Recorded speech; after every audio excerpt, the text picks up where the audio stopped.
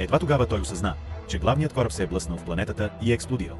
Какво е накарало кораба да активира защитната система? Погледна назад и видя, че много от изхвърлените капсули вече са разбити, а само малцина късметлии като него летят към непознатата планета.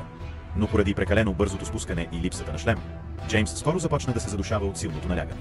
Когато беше на ръба на съзнанието, изкуственият интелект на капсулата Magic започна да работи, след като успешно активира защитния щит. Джеймс успя да спаси живота си. Но преди да се зарадва, температурата от бързото падане надхвърли максимално допустимата. Гледайки как заобикалящите го капсули експлодират от прегряване, той усети как сърцето му прескача от ужас. За щастие, в този момент капсулата проби и той се приземи право в кухнята на Тетрасинк.